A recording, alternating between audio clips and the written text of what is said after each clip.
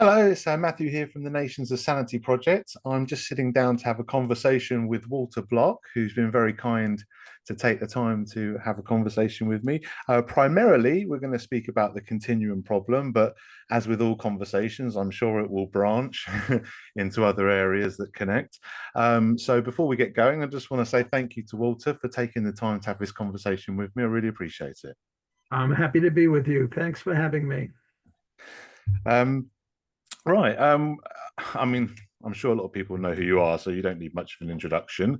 But for anyone who doesn't know who you are, Alder Block's a very well-known intellectual and a libertarian philosopher, I think would be a good way of putting it. He's written an incredible amount on the subject, and although there's many things to discuss with him, the reason why I wanted to speak with him today, and I'll put links, by the way, to Walter Block's work so people can obviously check you out.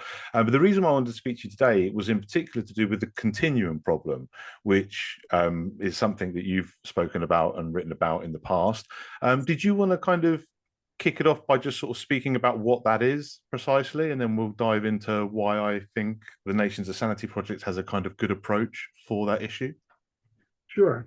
The continuum problem is a problem that faces not only libertarians, but pretty much everyone. And let me just say that what libertarianism is, as I see it, is, and if you ask 10 libertarians, you'll get 11 different answers. The way I see it is predicated on two foundations: the non-aggression principle. You can do anything you want, just don't invade other people, and private property rights based on homesteading and voluntary trade. Okay, so here we have a problem with uh, rape ages. We know that if you go to bed with a 5-year-old girl, you are a statutory rapist, even if she agrees, because we don't think she's capable of agreeing to any such thing.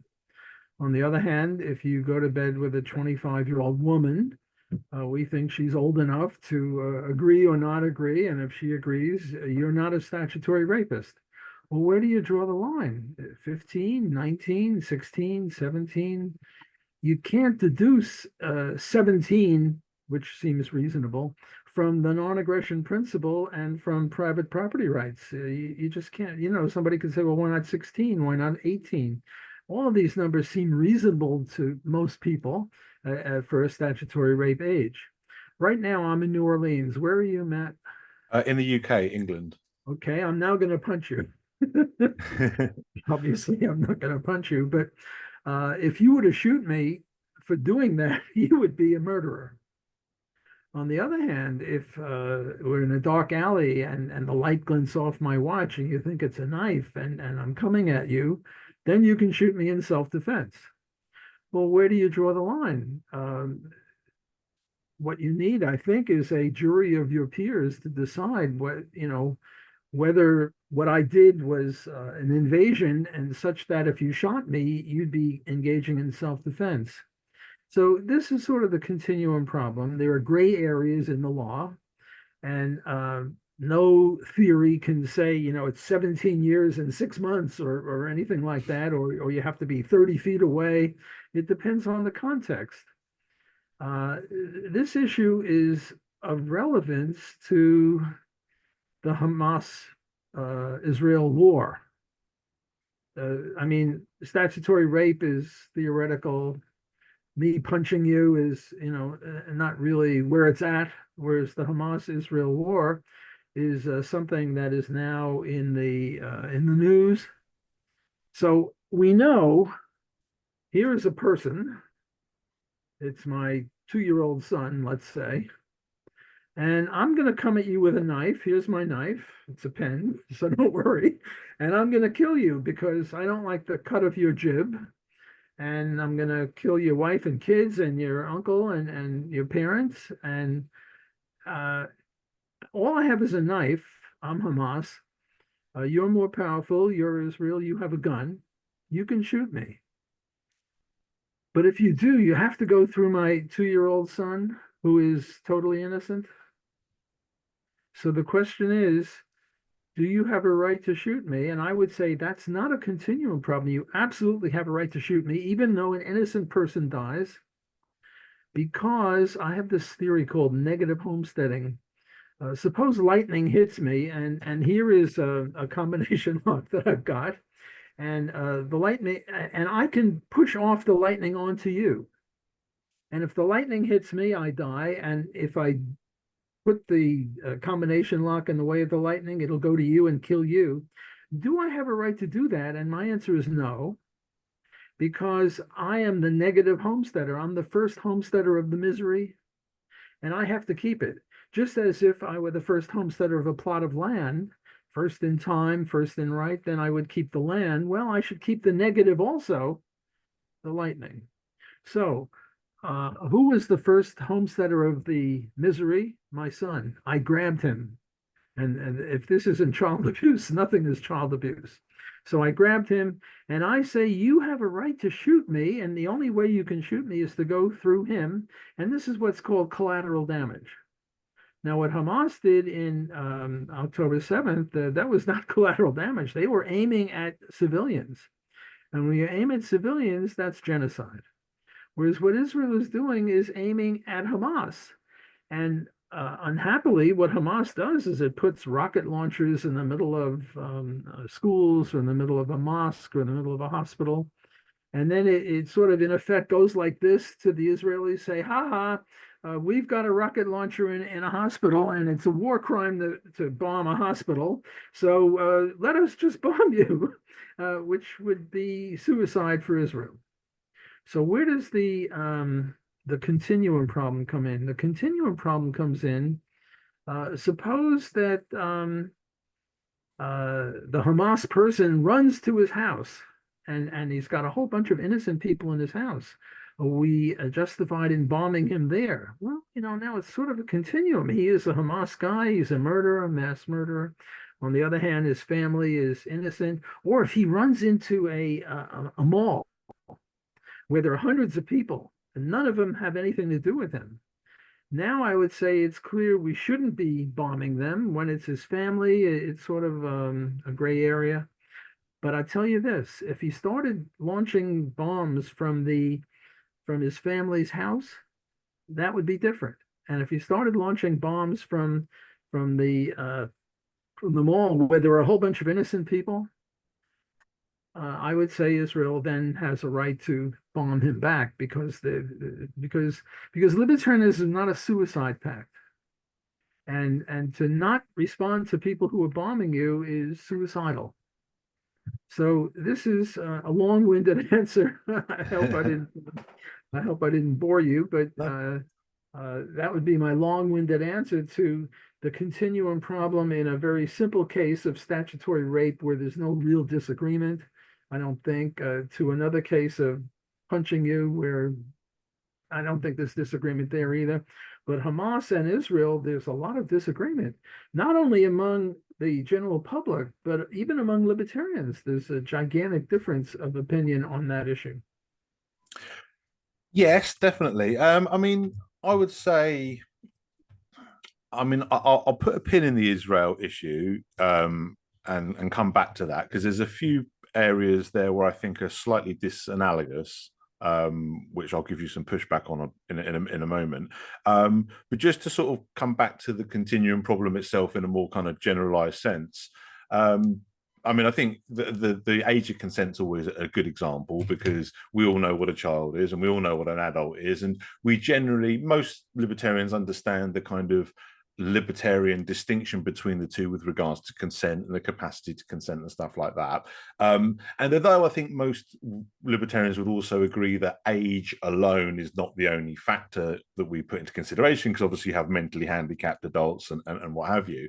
But the general point, the good thing about using age is we can put a number on it and it's easier to visualize what we're talking about. One of the approaches that I just sort of want to bring in with it, and like I say, we'll come back to the Israel thing in a minute. But one of the approaches that I kind of put forward with the Nations of Sanity project, because you're right, the non-aggression principle itself doesn't give you like a specific answer of, here, or here. And one of the kind of metaphors that I use myself when describing this problem is I talk about the desert and the grassland, and I talk about geographically, if you went from one to the other, there's going to be a land in between that comes kind of like, where the grassland becomes arid and slowly becomes a desert, or vice versa. And again, it's very similar, to what is a non-aggression principle violation and what isn't. You have those clear distinctions, like you have the clear distinction of the grassland and the desert, but you have that gray area in between, which is usually one of the things that causes a problem is because there's usually kind of features of both. So like the reason why people kind of get a bit confused with the whole when is it a consenting adult is, say, like particularly during like sort of late teenage years, children have kind of developed in a lot of ways that make them different from sort of children as we would generally say, but then there's also still areas where we think, well, they're not quite adults, because we know there's obviously like development still to go, and stuff like that. So what we kind of have is, I think we have almost two problems. We have a problem of how we distinguish the grey area, and then a problem of what we do within the grey area. So the kind of approach that I present with the Nations of Sanity project, and just to kind of remind you of what that project's about, and anyone listening who doesn't know what it is, the Nations of Sanity project is built on the idea that, or the assertion rather, that crime and law can and should be defined by the concept of individual self-ownership and established as the terms of a peace agreement. So basically make the non-aggression principle the law through a peace agreement, because obviously a ruling authority would contradict the non-aggression principle. So that's kind of the way we feel that it would need to be done. And the approach that we have towards the kind of grey areas and the continuum problem, as you call it, is to say that, okay, we have this grey area, but just like with the desert and the grassland, we also have the kind of more what we would call the black and white, where we can kind of say beyond a reasonable doubt that we're in the desert now because there's no grass around. It's it's pretty kind of clear, and vice versa with the grassland. And the same with things like an adult. Like you said, you use the example of 25 and 5 as the obvious examples of when you're safely in each category. And then there's that in-between area of, for example, a 17-year-old. Now, what I would say is what we need to do then is we need to draw what I call a line in the sand, where we basically mark the limit of tolerance over differing interpretations. So we can say, look, yes, people can agree to disagree, but just because there's a continuum problem, that doesn't mean we lose the distinction altogether. Just because there's a grey area between the desert and the grassland, that doesn't mean we lose the distinction between the two. Same with adult child, same with any kind of back and forth that you're going with. So what we say is, like, okay, we need to draw a line in the sand. So like with the age of consent, let's just say, hypothetically speaking, that we said 14 was the lower limit and 21 was the upper. Let's just to spit some numbers out there to visualize. So let's say those were the kind of limits. So as a society, we're going to say to, obviously, anyone who's trying to, say, marry someone below the age or whatever, or any parents, for example, that are trying to deny basic adult rights to their children who are no longer children, any of the things that would kind of violate the non-aggression principle if we're misapplying the child-adult dynamic. And that's one approach for obviously that, but we still have the gray area in between. We still have that, okay, well, what do we do in that? Even if we've kind of got this nice agreement of what is the gray area, what do we do in between that gray area? And what I would argue is self-ownership gives us the kind of answer, not directly, as you point out, but it gives us the answer kind of indirectly by telling us who has the discretionary right for that grey area. So for the example with a child, with the child age of consent thing, I would say that is the parents' right to decide within the grey area. So not beyond the black and white, but within the grey area, because as the rightful guardian of the child, we obviously give the parents that kind of authority over grey areas of general kind of child rearing. Like, again, like if we drew the line between child abuse and just parenting that we don't quite agree with. I mean, I remember, for example, your debate you had with Stefan Molyneux on spanking. I don't know if you remember that, but and I very much agree with your side of that, because you made the great point about the certain kind of authority that parents have over their children with regards to, and it's not like a property ownership, it's a guardianship. It's a, like we owe them a duty of care. It's our right, it's our responsibility to own that guardianship and take care of them. And with that, we take a bit of their freedom as well, because we're obviously acting on their behalf and all the rest of it. And I would just say, well, that would just apply with the age of consent thing. So, we wouldn't let the parents' authority go beyond that limit, that line in the sand where we say, okay, now it's black and white. But if it's a gray area, and the reason why I would argue that, just to kind of put a bow in my little case here, but the reason why I would argue that as well is to do anything other than this approach would be potentially to violate the non-aggression principle. Because, for example, with a parent who was acting within the grey area and we disagreed with it, if we interfered with that, then we would potentially be in violation if the parent wasn't, in violation of their. If they weren't abusing their child, then we're the wrong ones if we took the child away from them, for example.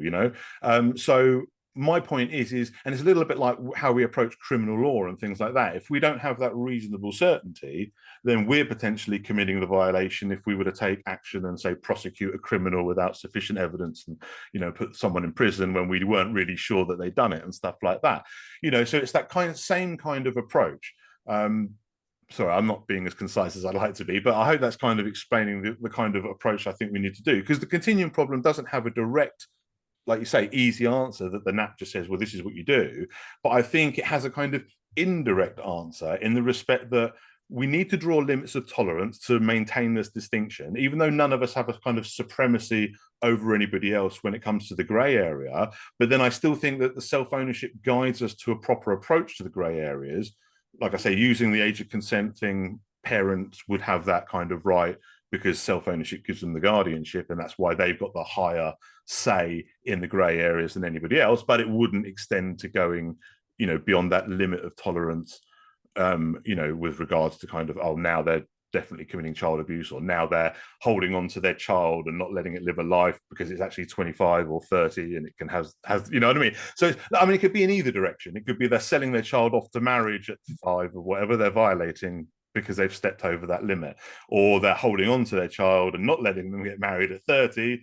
They're violating that limit. But within that kind of, let's say for example it was 14 to 21, in that range, it's because who else is anybody to say? If we're all admitting it's a grey area anyway, then we would say that would be the parent's domain. Sorry, I went on a little bit there, but what do you think? No, I went on too. So I forgive you. You went on 10 seconds too much. No, I'm kidding. You did just fine. Let me further elaborate on the continuum problem with homesteading. John Locke said that the way you get to own land is by mixing your labor with the land. Well, how long do you have to do it? 1 year, 3 years, 5 years? Unclear. How intensive does the farming have to be? Is it you put a corn plant every square foot, every square yard, every acre, every square mile? Murray Rothbard had a very interesting, arbitrary answer to this. He said, I don't know about the UK, but in the US, east of the Mississippi, it's more fertile. West of the Mississippi, less fertile. And what he said in the 1800s, if a family of 4 homesteaded 160 acres, that would be fine. It could have been 150 acres or 170, but 160 is a nice round number, divisible by a lot of other numbers. And then he said, west of the Mississippi, 1,600 acres. And I think he said 1 year, but I don't remember that. And this is arbitrary and capricious, but we have to come up with something. We just can't say, I own as far as I can see. And now the question comes when we get to the moon, which is even more desert-like than the desert. The spaceman lands on the moon. How much does he own? The whole moon? No. But he certainly owns more than 10 square miles, maybe 100 square miles.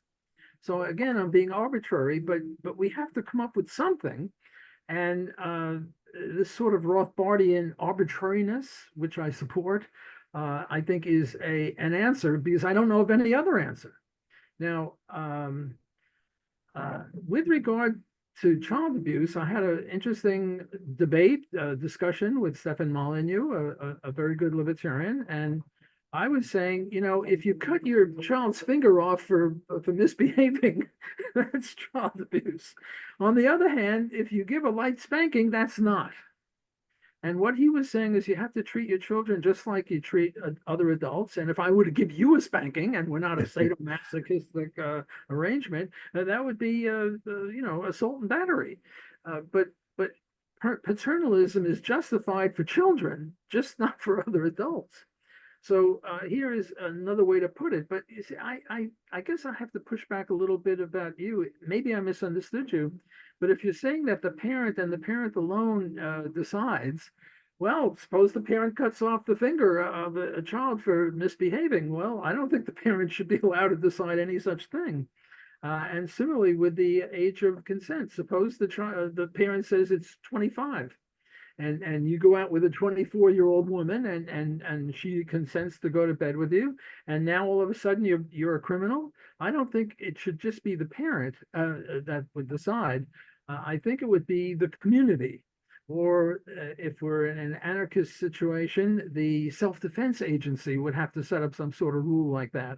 Or if we're in a minarchist, classical liberal libertarian kind of society, then it would be, I guess, the democratic process would decide. It's 17, and it's which seems not totally unreasonable for this. I mean, the weird thing is in many countries.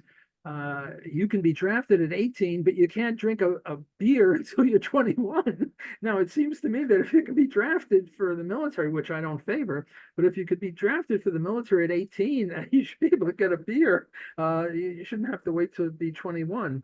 So I think we're on pretty much on the same wavelength. Look, we're both libertarians, so we couldn't be too far apart. Yeah, one of the reasons why I like speaking with other libertarians about these kind of issues is because we are all working for the same general goal. And obviously, what's it, the phrase of iron sharpens iron? And the more we kind of discuss and debate where we disagree or discuss where we don't and just explore things, I think we get a better understanding. And I think it helps the movement as a whole because it helps us create a more coherent conceptualization of what we're talking about, which obviously is a good selling point if you can kind of get to that stage. So just to clarify my point with the parents' authority as guardians, that is only for what I would call the grey area. So we're still drawing our lines in the sand. And saying, look, you can't go beyond that. So the parent can't keep their child at 25, and they can't marry them off at 5 and all that sort of stuff.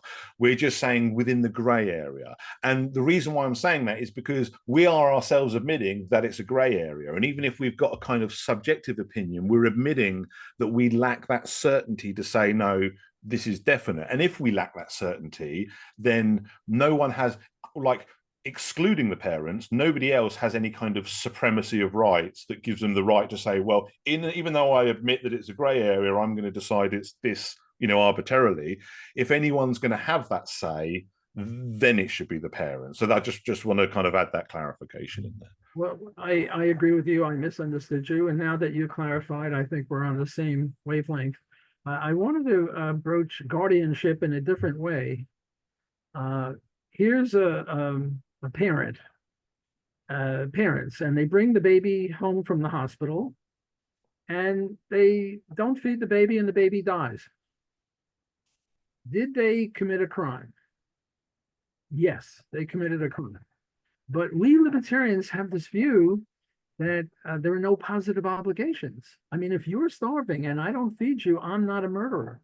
Right now, there are people starving, I don't know where, in Africa or the South East Asia or somewhere. You and I are not murderers, even though we could have given them food, but we didn't. We're not murderers. So why is it that these parents are murderers, even though we libertarians want to adhere to the no positive obligations issue? And to answer this question, what I did is I came up with, I forget what I call it, bagel theory or donut theory. Here's a donut. Are you entitled to homestead land in the form of a donut? And I say no. You're not entitled to homestead land in a donut format, because if you do, you will control the inner area, which is unhomesteaded, even though you've done nothing to it. And we libertarians have this view that you can't control stuff that you haven't homesteaded. I mean, you're not allowed to control virgin territory. If you want, you can homestead the virgin territory, then you can control it. But if you haven't so much as set 1 foot on the middle area, which is say 1 square mile, you have no right to do it. So if you want to homestead in that format, that's okay, but you have to allow people to have a bridge or a tunnel or a path so that they could get in and out of their land. Okay. So what I'm saying is you can't own your children, but you can own the guardianship rights over your children. And how do you get the guardianship rights of your children? Well, you give birth to them. That puts you off on the right spot. And then you have to keep feeding them. And as soon as you stop feeding them, then you know, then it's like this area in there. You're now controlling stuff, the baby, that you're not homesteading anymore. And you are obligated to bring that baby to an orphanage or a hospital or a church or a synagogue or police stations, a fire department, something. But this is not a positive obligation. It's just that if you don't do it, you're a criminal.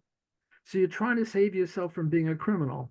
So here we have a sort of an interesting implication of guardianship and bagels and donuts. I mean, yeah, I agree with that. It's funny that you bring up because I had a conversation, well, I had a debate recently with immigration where I brought up your bagel donut homesteading Really? Oh, example in my argument, and I had a conversation with Stefan Kinsella not that long ago, sort of roughly related to the same kind of thing where we also brought you up. So just another example of the many things you put your fingers into when it comes to libertarian discussions and that. Funny enough, it's interesting that you attach it to like the parental duties of care, because I hadn't actually ever thought of it that way. The way I've always conceptualized it, which is still kind of saying the same thing overall, but the way I used to kind of explain it to people when they try to give me the positive rights thing that you mentioned, was I'd often say, well, it's a little bit like if I push someone into the water and they drown, then that's on me because I pushed them into the water. But if someone was drowning and I didn't go out and rescue them, then it's not on me if I didn't push them in the water. And I kind of use that analogous to the kind of, well, if I bring a child into this world, a world they can't fend for themselves in, they're vulnerable and all the rest of it, then until I've raised them up to be able to take care of themselves, or as you say, given them over to adoption for someone who'll take on that burden from me or whatever, until I've done that, then any harm that comes to them is on me because I put them in the perilous situation, just like the person who drowns in the water after I pushed them in there. I brought them into the world, so I owe the duty of care because I brought them into the world. And so it's not really, as you say, it's not a positive obligation. It's simply the fact that you would be guilty of the kind of the end point of the crime you would have committed if you created somebody only to let them suffer and die, because you basically caused that. So yeah, no, I mean, I've said it kind of a slightly different way, but I do fully agree with you. And the same with the homesteading thing, with regards to the fact that I mean, the way I kind of simply put it was just like, well, look, you have the right to prevent people from accessing your rightfully owned property, but you don't have right to prevent them from accessing anything other than what you have that right over. So, that's why you can't do your donut homesteading. That's why you can't do your border wall and all of that. So, yeah, no, I fully agree with that, and I think that's a good approach. A good way of conceptualizing it. And I think, I mean, and going back to the how the continuum problem relates not just with children but with all issues, that's again where I would say about this is why we need our line in the sand, because we need to draw our limits of tolerance over those differing interpretations, because we can admit to a fuzzy edge, but the problem is people will try to exploit that and see how far they can push it, and then try to push it beyond what we all know is that kind of limit of tolerance. So I think we need to have that line in the sand, and then I just think we need to take the approach. I mean, the only thing I would actually, one thing you did say, which I'd like to clarify with you because I may disagree, was the communities aspect. Like with regards, like for example, with age of consent. The reason why I say, well, that's the parents' right, because they have a kind of a right that's above other people with regards to that child, and that's why I say they can deal with the grey areas, whether it's age of consent, whether it's spanking and stuff like that, and how you basically bring them up. It's all kind of, because it's a kind of grey area thing, and we still have our line in the sand when they go beyond, but because it's that, we say that self-ownership grants them that higher right. the reason why I don't like the idea of communities and stuff like that having that kind of control is then they're kind of getting a right they don't really have any, that doesn't seem to be grounded in anything. I mean, it seems more of a case of expediency. And although I wouldn't oppose something like that on a voluntary basis, for example, if I wanted to be part of a community and they said, well, look, we all think we should all have the same age of consent just so everybody knows where they stand. Would you agree to that? If I said yes, I would, then fair enough. But if I said, well, actually, no, I want to decide when my child is, I still would give within the grey area. I don't think a community has the right. I can see you shaking your head, so I'm looking forward to the comeback on this. I'm going to cut the finger off But of my that's not in the grey area, though. That's I going, see, I see. Okay, then we're in agreement. yeah, You mentioned two other issues, one immigration and the other Stefan Kinsella, and I wanted to comment on both. okay. The correct view on immigration, which happens to be my view, Coincidentally. just by coincidence, is open borders. And this is also a very divisive issue among libertarians. I mean, Murray Rothbard, Hans Hoppe, many other people are not in favor of open borders. Bumper Hornberger is. So what's the case for open borders? The case for open borders is, suppose a Martian comes down to the middle of Alaska or the middle of the Rocky Mountains in Wyoming, and he starts homesteading, and it's virgin territory. And he puts in a corn crop and he domesticates a cow and he's living there. And along comes a U.S. Marshal and says, you'll have to leave. And the Martian says, well, what libertarian law did I violate? And there is nothing that he violated. Therefore, open borders justified. However, there are immigrants who are murderers and rapists. And in some cultures, if a woman wears a miniskirt, they feel that she's fair game and all that. And we don't want those. And there might be a quintillion Martians, all of whom are good guys, but there are too many of them. We don't want a quintillion Martians, even though that none of them is a rapist or a murderer. So how do we deal with that? And the way we deal with that is we privatize every square inch of the country. And I have 4 books on privatization. One is why we should privatize everything. And my motto is, if it moves, privatize it. If it doesn't move, privatize it. And since everything either moves or doesn't move, privatize everything. And one of the books is privatizing roads. Another is privatizing oceans, rivers, lakes, mud puddles. And another one is privatizing space. So if every square inch of the country is privatized and now the Martian comes in, he's trespassing. So we can have our cake and eat it. And my objection to the libertarians who oppose open borders is that they are jettisoning libertarian theory in order to keep us safe. And I think the best way to keep us safe is to not jettison libertarian theory, but to adhere to libertarian theory. Now, there is one problem. It's a problem called submarginal land. Nobody wants to homestead the middle of Alaska because it doesn't pay.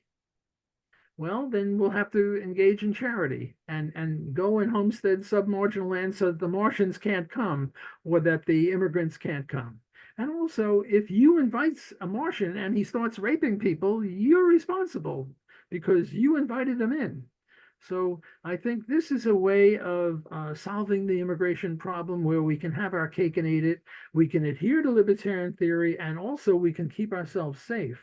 And my opponents in this view, the ones that say, well, we have to have regulations and limitations and licensing, they're just giving up on libertarian theory too quickly in order to promote utilitarianism or pragmatism.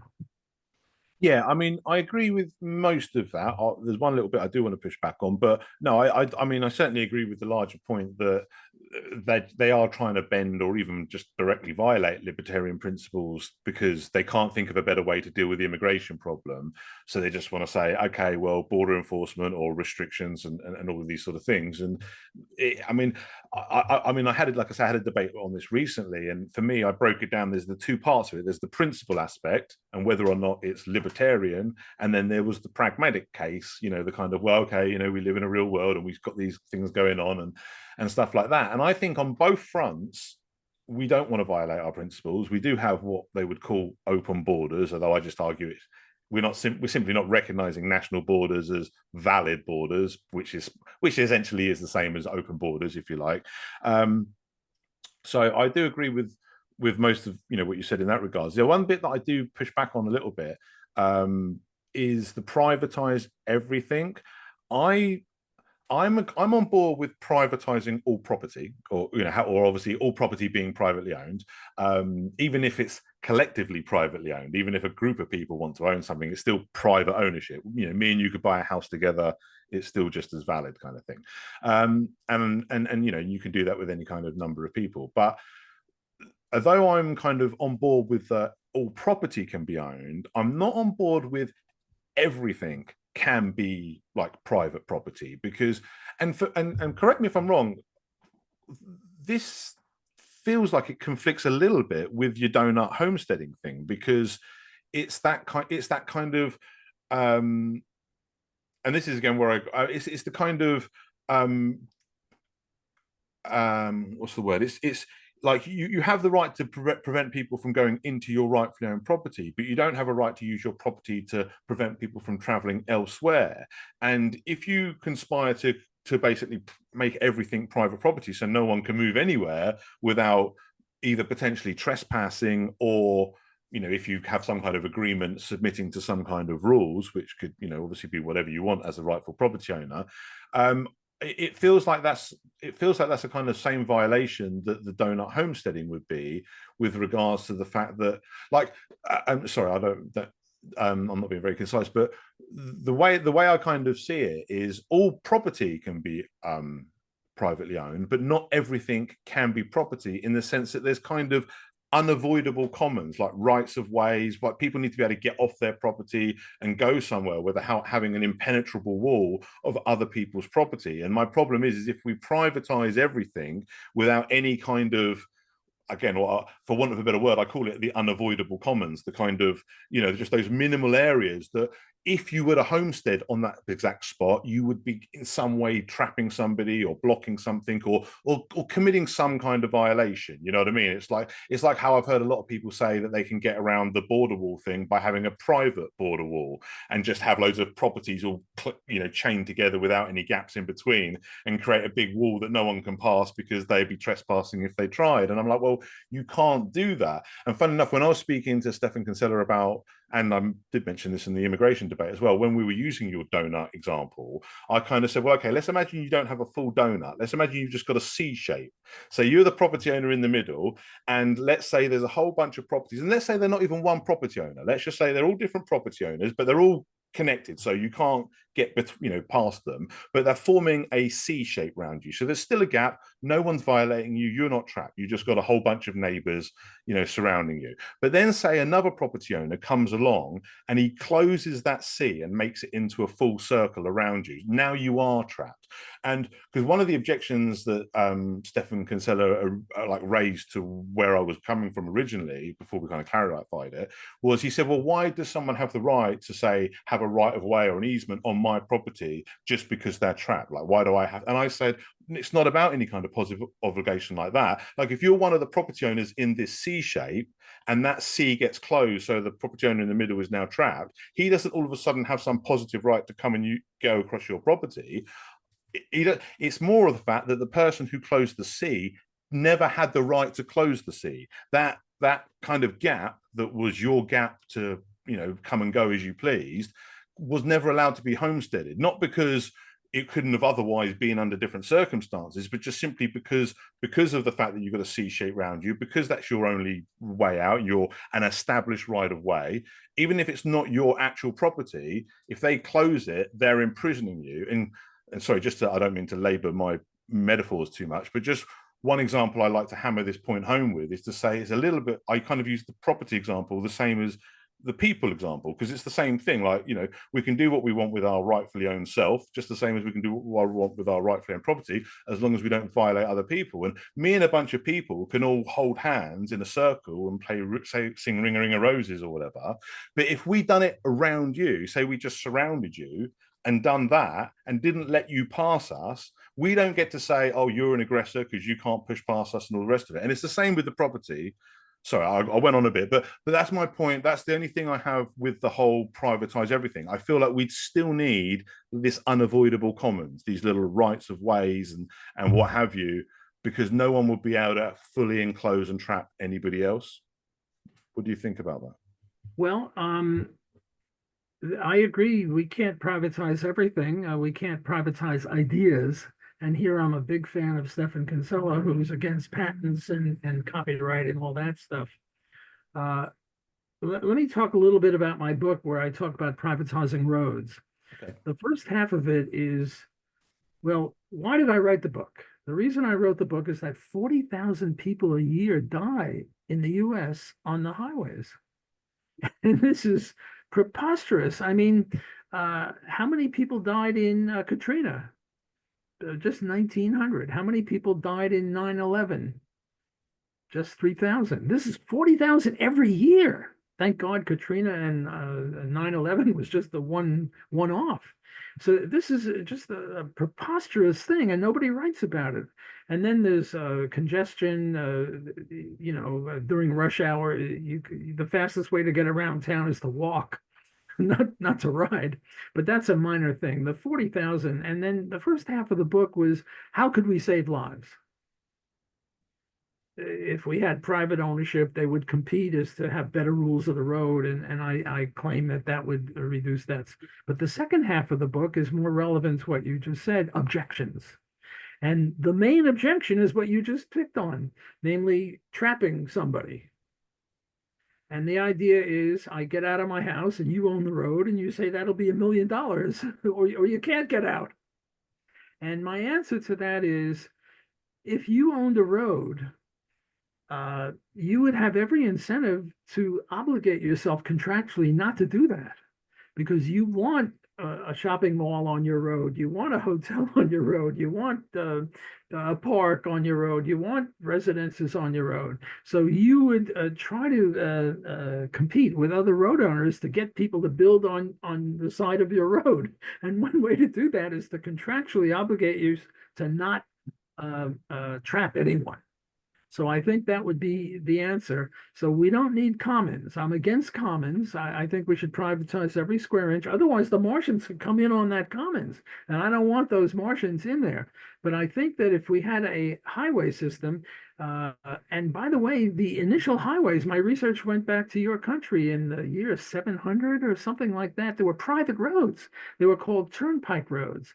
And they would charge based on how many horses you had, how heavy the wagon was, and even the width of the wheel. If it was a very thin wheel, like an ice skate, they would charge you more because you're going to rip up the road because there was no cement then. It was just dirt road. On the other hand, if you had a wide wheel, you'd sort of flatten and they would charge you less because you're helping them.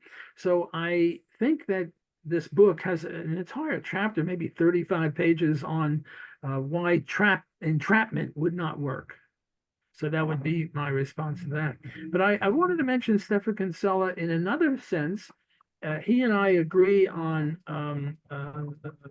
patents and copyrights and not, you can't own ideas because ideas are not scarce. I found out that 2 + 2 is 4.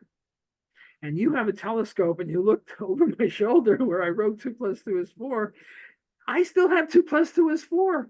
So how did you steal it from me? Whereas if you steal my bicycle, I no longer have my bicycle. So I think Stephan Kinsella is my mentor, my guru on that issue.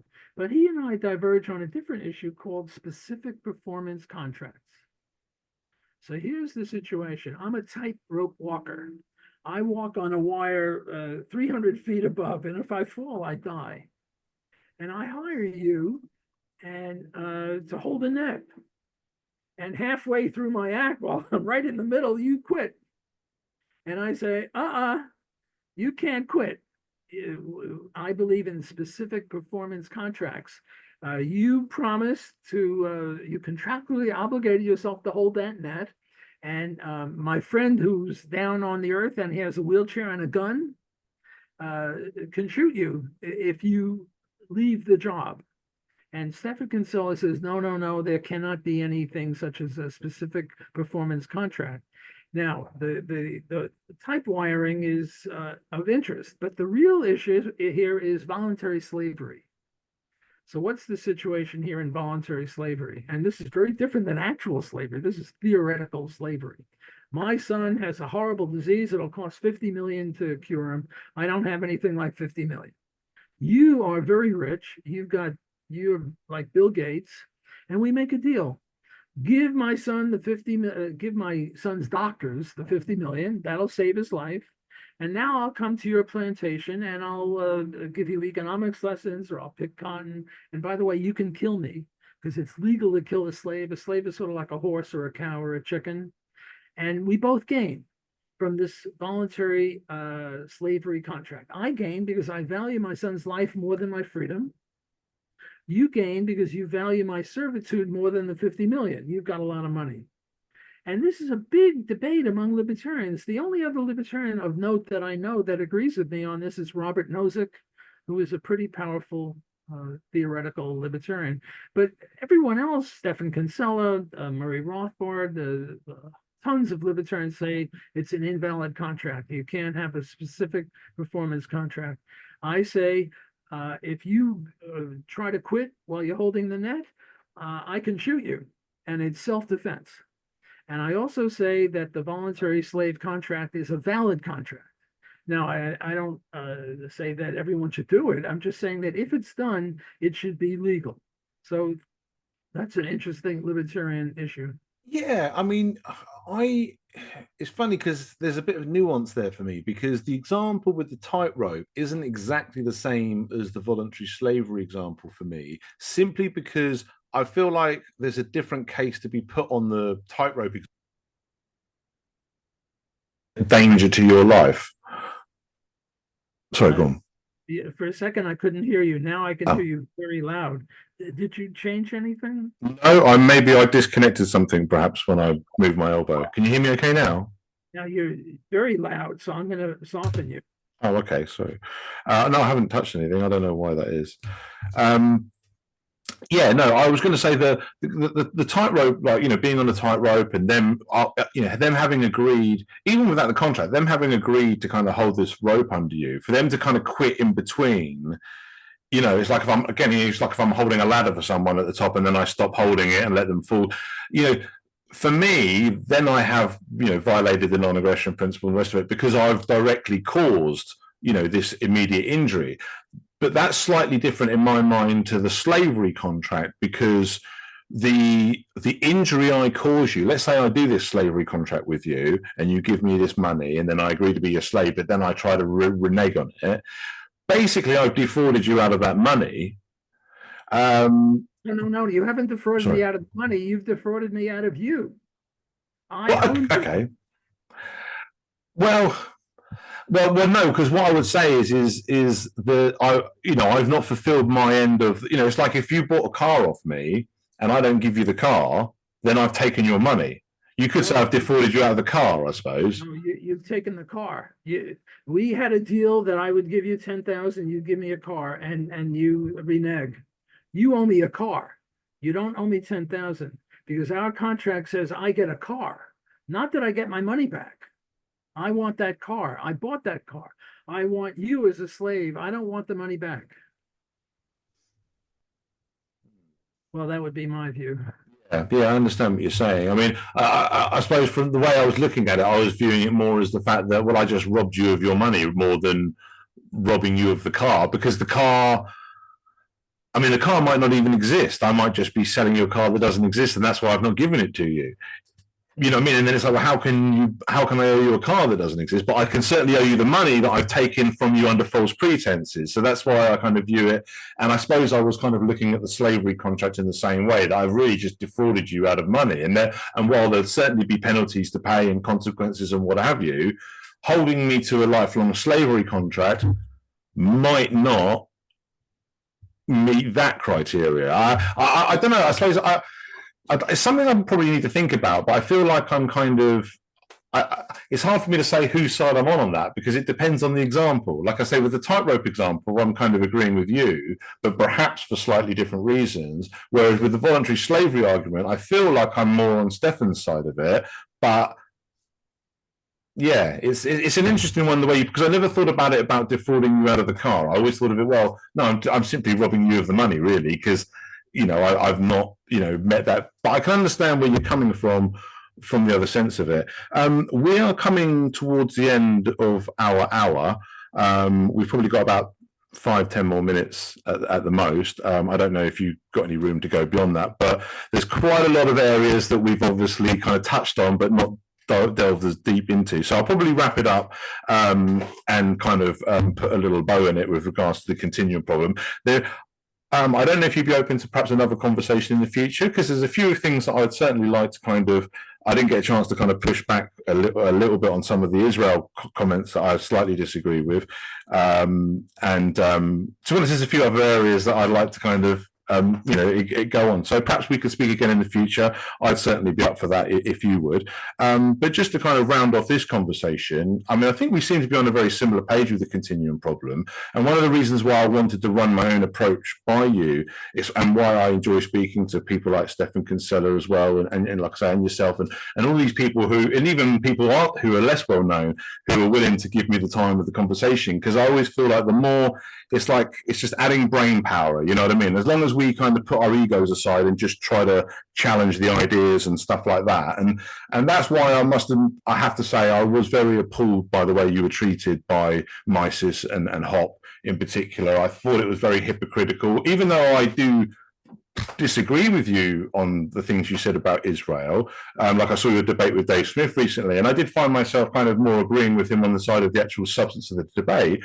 But the one area I very much agree with you on is this is like a lot of other issues. Libertarians disagree, and it doesn't mean we don't get to be called libertarians anymore, even if we are wrong on a specific issue. I think Hop is wrong on immigration. I think he's objectively wrong, but that doesn't mean that he should be kicked out of Mises and no one should talk to him. And if anything, if we think someone's wrong, we should have the conversation or the debate if it's a straight up disagreement, which is why I would give credit at least to Dave Smith for at least having the debate with you about that. And that's why I appreciate you taking the time to have this conversation with me as well. This wasn't such a debate, more of a conversation, because we agree on a lot of things. And as I say, I really wanted to get your feedback on the continuum problem, because you've done a lot of great work on this, and it's nice to kind of run my ideas through your filter, if you like, and see what survives at the other end, because it helps me kind of sharpen up my own understanding. So I really appreciate you taking the time. Anyone who wants to check out your work, I'll put some links in the description, including to your new book. And is there anything you want to kind of say to kind of round it up? Yeah, I want to thank you for having an amiable conversation with me. And this point about ego involvement, we're scholars. We're trying to get at the truth. To call people bloodthirsty monsters is, as Hoppy called me, is not scholarly. It's not a way of getting 1/1,000,000th of an inch closer to the truth. And I feel that you and I today had an amiable discussion. We disagreed on very little, but we disagreed, and we did it without being disagreeable. And I wish those people would, and I regard them as sort of cowardly. They refuse to debate me. They take pot shots. They're very nasty, and they don't want to debate. I regard that as improper, not a violation of libertarian principle. They should not go to jail. They're not criminals, but they're nasty people, and that's not the way to promote libertarianism. Well, I thought they were hypocrites as well, because, like I say, Hop is certainly no libertarian purist. On immigration, he goes well off the beaten track, and so whether people agree with you on Israel or disagree with you on Israel, the fact of the matter is.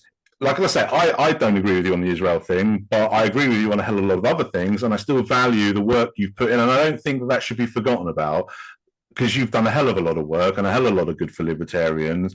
And like I say, and I hope that continues. And certainly people like myself, and I know there are others out there like Patrick Smith and even people like Dave Smith who disagree, who are prepared to carry on the conversation. And that's how we move forward. That's how we get there. Because it's not about who's the perfect person. It's about what ideas are right and wrong, and why are they right and wrong. So I really appreciate you taking the time. I hope we get to speak again in the future. And all the best to you. I'd be happy to be with you in a month or two on Israel. Okay, all right. Well, we'll revisit that. That's fine. That'd be great. I appreciate that. Look forward to it. Thank you, mate. Bye. Bye. Send me the URL